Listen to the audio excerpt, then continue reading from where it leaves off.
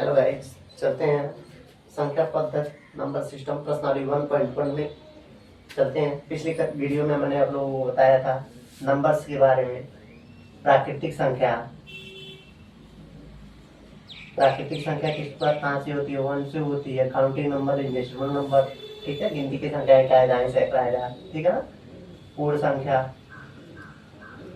की शुरुआत कहाँ से होती है? 0 से होती है। कहाँ तक? इनफाइनाइट तक, अनंत तक। उसके बाद पूर्णांक संख्या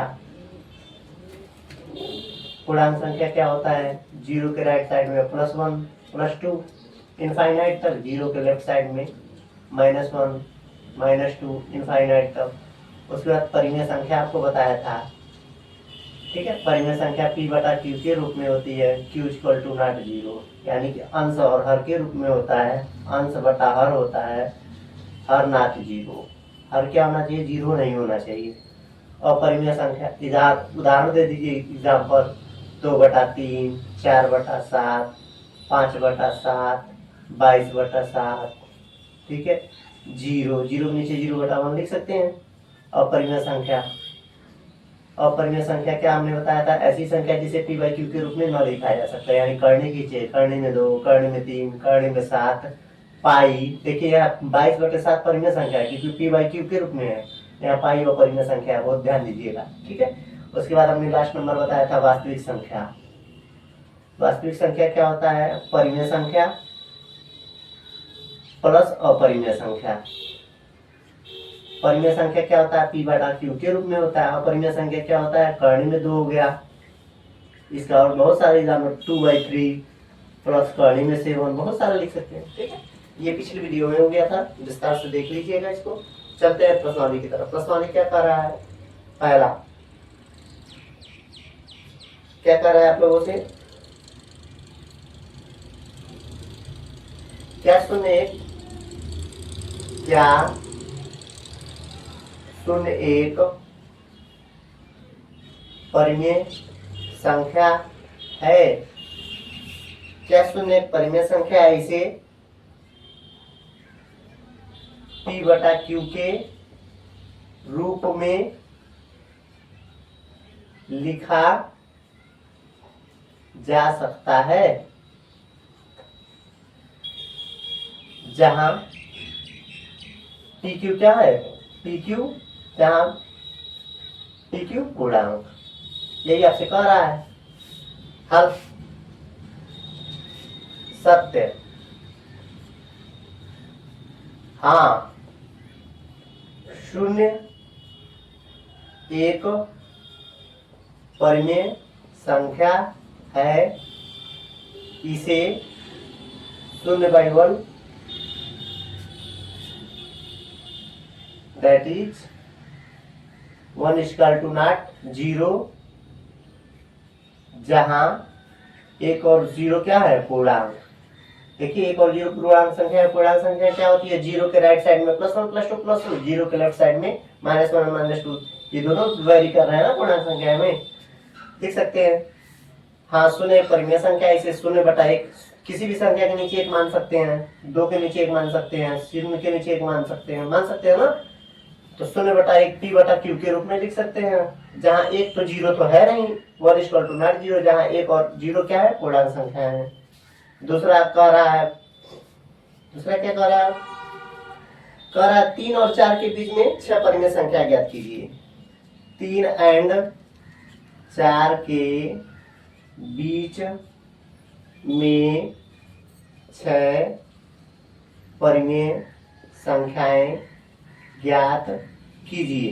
6 कह रहा है तो उससे ज्यादा मान लेते हैं, 6 + 1 ज्यादा मान लेते हैं, यानी कि 7। हल करते हैं इसको। 3 और 4 के बीच में 6 परिमेय संख्या बराबर क्या हो जाएगा? 3 कह रहा है, इसमें गुणा करेंगे किसका? 6 संख्या कह रहा है तो इससे ज्यादा मान लेते हैं। 7 से गुणा कर देना, 7 से भाग देना, कोई फर्क पड़ेगा 3 में? नहीं। 4 है, 3 और 4 के बीच में बताना है। 7 से गुणा, 7 से भाग कर 7 ही क्यों? क्योंकि हमसे 6 तक पूछ रहा है, उससे ज्यादा मान लेते हैं। गुणा कर दीजिए। 3 सते 21/7 हो जाएगा एंड 4 सते 28/7 हो जाएगा, ठीक है ना। अब चलिए 21 के देखिए हर दोनों का समान है, 7 है, अंश में एक एक बढ़ाते चलते हैं। 21/7, 22/7, 23/7, 24/7, 25/7, 26/7, 27/7, 28/7, ठीक है ना। इसको देखिए 7 से काटेंगे 3 हो जाएगा, 3 यानी कि 22/7, 23/7, 24/7, 25/7, 26/7, 27/7, 27/7,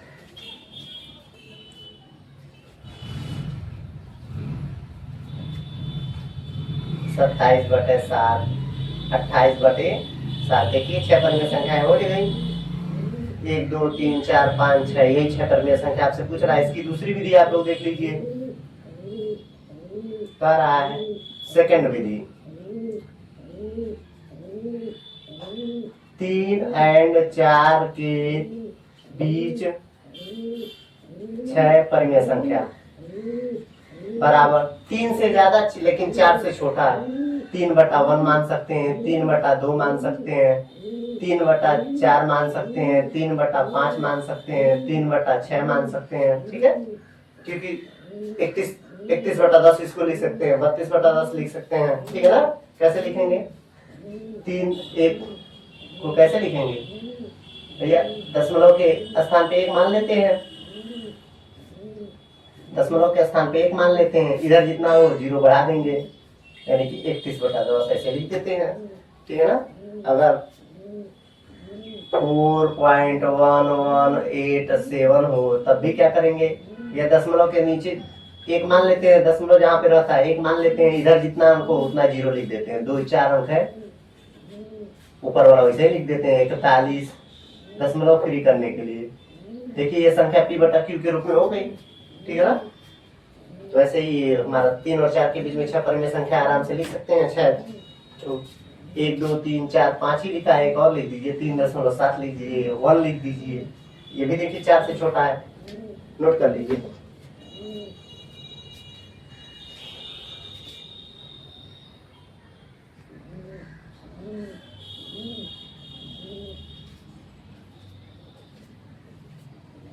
अब चलते हैं तीसरा कह रहा है प्रश्नावली 1.1, प्रश्नावली 1.1 संख्या पद्धति क्लास 9।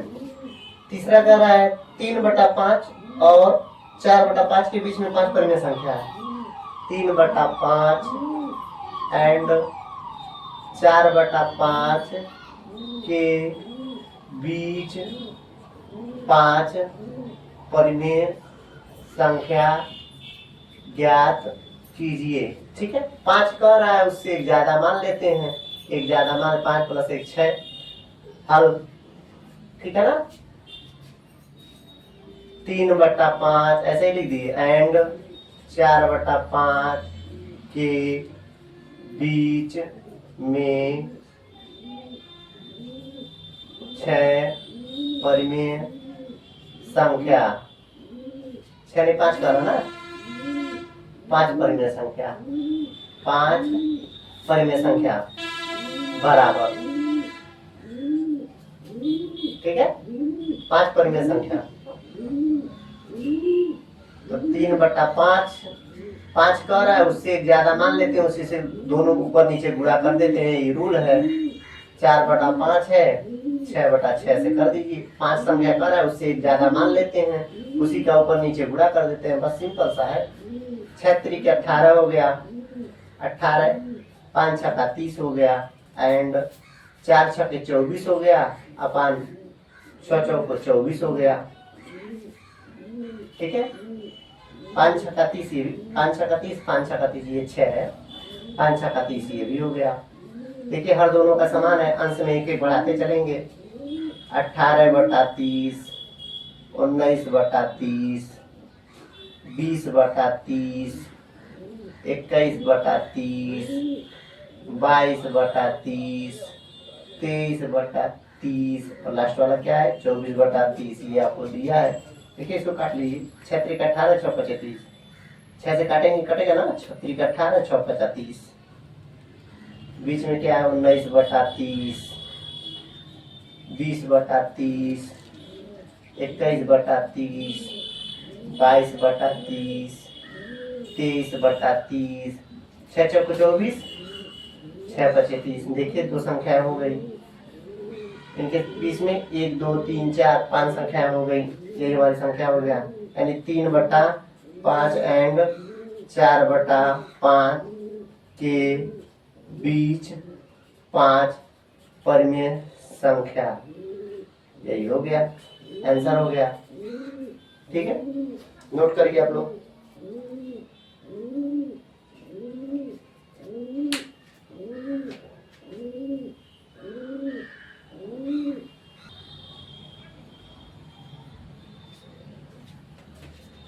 क्लास 9 संख्या पद्धति प्रश्नावली 1.1 का क्वेश्चन नंबर 4 नीचे दिए गए कथन सत्य है कि नहीं, कारण सहित उत्तर लिखना है। पहला आपसे पूछ रहा है प्रत्येक प्राकृतिक संख्या एक पूर्ण संख्या होती है। हमने बड़ा विस्तार से आप लोगों को बताया था, प्राकृतिक संख्या बराबर 1 से शुरू होता है, 1 to इनफाइनाइट तक। पूर्ण संख्या कहाँ से शुरू होता है, 0 से होता है। कहाँ पर 0 1 2 3 इनफाइनाइट तक, ठीक है ना। कह रहा प्रत्येक प्राकृतिक संख्या एक पूर्ण संख्या होती है। हाँ देखिए, प्राकृतिक संख्या का हर एलिमेंट जो है पूर्ण संख्या में विद्यमान है। हाँ, प्रत्येक प्राकृतिक संख्या पूर्ण संख्या होती है, चूंकि प्राकृतिक संख्या, आंसर हो गया एक लाइन में आंसर, ये आपको मैं समझा रहा हूँ। चूंकि प्राकृतिक संख्या बराबर क्या होता है, 1 से शुरू होता है, 1 2 3 इनफाइनाइट तक। पूर्ण संख्या क्या होता है, पूर्ण संख्या होता है 0 से शुरू होता है, 1 2 कहाँ तक, इनफाइनाइट तक। देखिए प्राकृतिक संख्या उक्त से स्पष्ट है कि प्राकृतिक संख्या का प्रत्येक अंक पूर्ण संख्या में है, इसलिए प्रत्येक प्राकृतिक संख्या पूर्ण संख्या होती है। समझ में आया। देखिए प्राकृतिक संख्या का हर एक एलिमेंट पूर्ण संख्या में विद्यमान है, ठीक है ना। तो इसलिए क्या होता है, प्रत्येक हर संख्या की बात कर रहा है, प्रत्येक प्राकृतिक संख्या पूर्ण संख्या निश्चय ही होगी। दूसरा आपसे कह रहा है, चौथे का दूसरा, प्रत्येक पूर्णांक संख्या एक पूर्ण संख्या होती है। सत्य है कि असत्य है, हल असत्य, ठीक है। नहीं, चूंकि पूर्णांक संख्या क्या होता है भैया, पूर्णांक संख्या 0 के राइट साइड में +1 +2 इनफाइनाइट तक, 0 के लेफ्ट साइड में -1 -2 -3। अब पूर्ण संख्या क्या होता है भैया, पूर्ण संख्या क्या होता है, 0 से शुरू होता है, 0 1 2 कहाँ तक, इनफाइनाइट तक होता है ना। देखिए इसकी नकार, ये संख्या तो है पूर्ण संख्या में, लेकिन ये संख्या नहीं है, चूंकि ऋणात्मक संख्या पूर्ण संख्या में नहीं होती है, इसलिए दिया गया कथन गया कथन असत्य है। ठीक है, नोट कर लीजिए।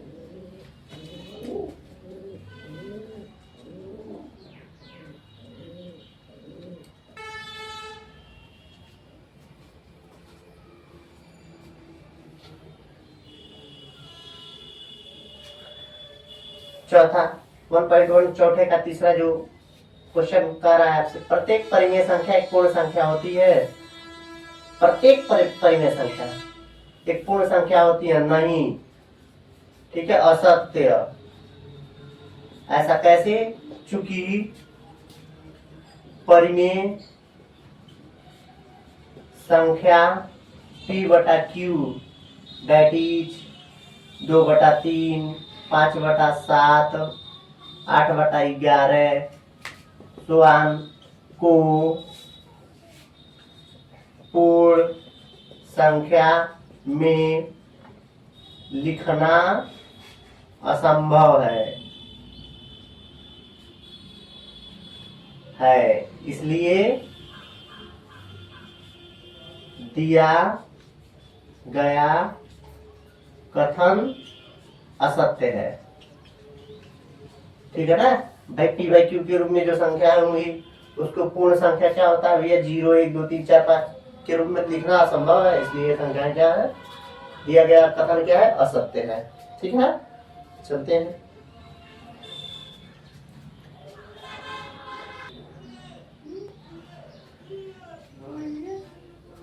संख्या पद्धति प्रश्नावली 1.2 के एग्जाम्पल्स। 1.2 को करने के लिए सबसे पहले एग्जाम्पल्स को करते हैं। एग्जाम्पल नंबर तीसरा 1.2 का एग्जाम्पल्स है। एग्जाम्पल नंबर तीसरा उदाहरण क्या कह रहा है आपसे? संख्या रेखा पर कर्ण में 2 का स्थान निर्धारित कीजिए। संख्या रेखा पर कर्ण में 2 का स्थान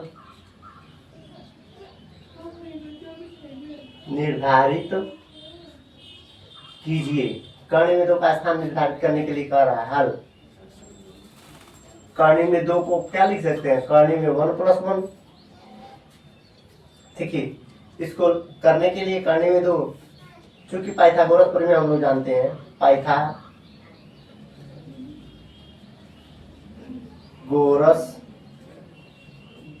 प्रमेय ने कहा था समकोण त्रिभुज में, कोई समकोण त्रिभुज को किसको कहते हैं? ऐसा त्रिभुज जिसका एक कोण जो है 90 अंश हो। कम से कम एक कोण 90 अंश होना चाहिए। समकोण त्रिभुज में जो ये 90 अंश के सामने की भुजा कर्ण होती है, इसका जो वर्ग होता है शेष दोनों भुजाओं के वर्गों के योग के बराबर होता है। यानी कि लंब का वर्ग प्लस आधार का वर्ग। आधार, ठीक है। इन्होंने पाइथागोरस प्रमेय क्या दिया था? कर्ण का जो वर्ग होता है, ठीक है, लंब का वर्ग प्लस आधार का वर्ग। ठीक है, आधार का वर्ग। यही पाइथागोरस हमने प्रमेय दिया था।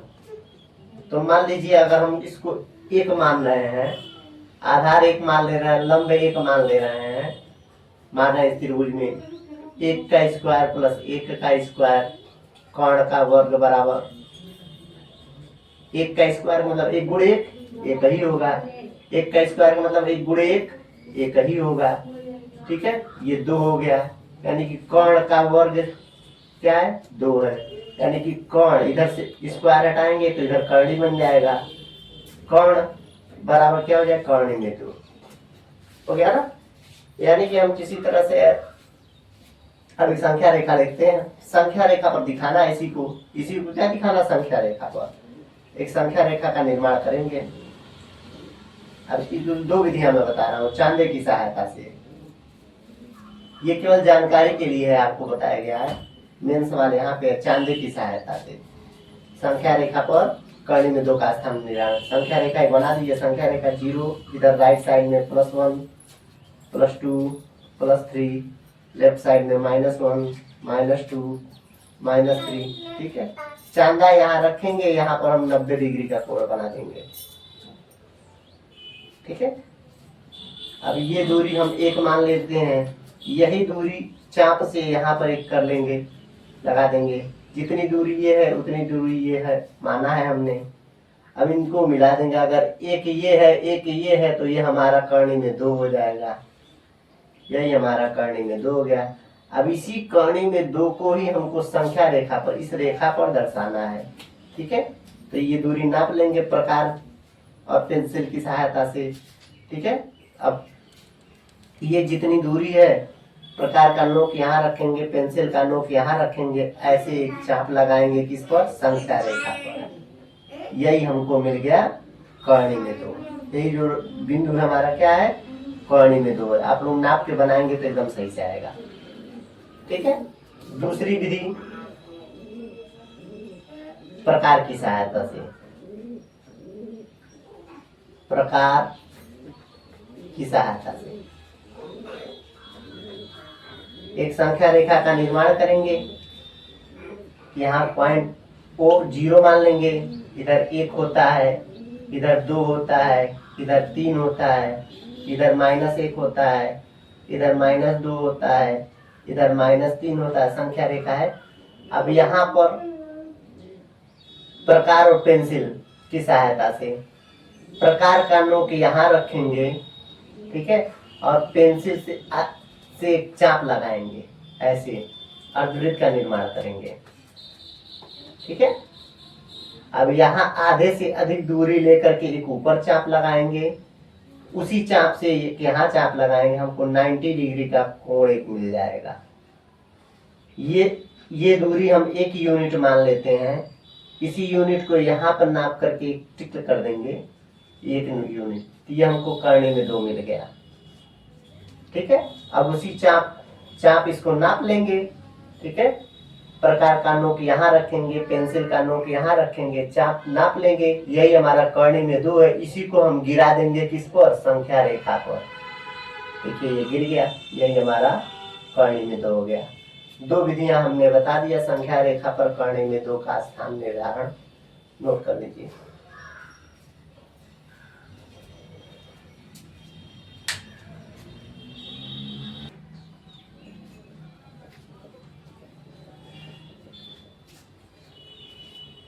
उदाहरण चौथा कह रहा है, वास्तविक संख्या रेखा पर करनी में 3 का स्थान निर्धारित कीजिए।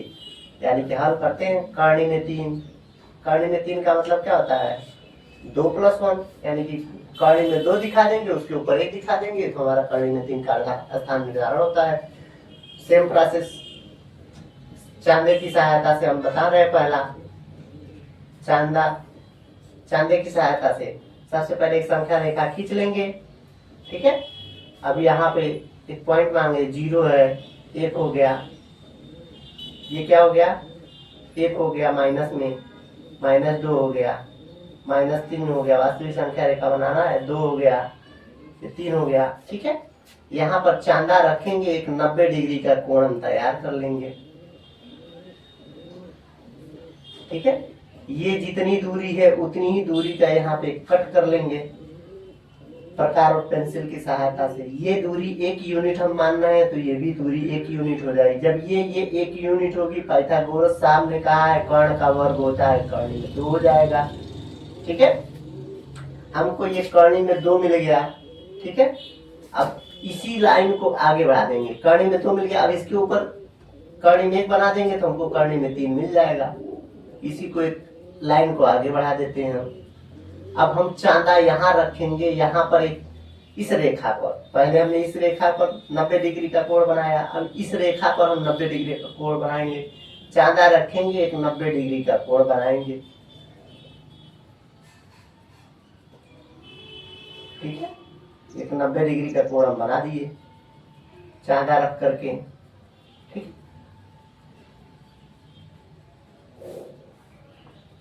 90 डिग्री का ये हमारा कोण तैयार हो गया। अब ये 90 डिग्री, ये दूरी 1 है, ये दूरी 1 है, 1 यूनिट का और निर्माण करना है, ये हो गया, एक दूरी 1 यूनिट ये हो गया।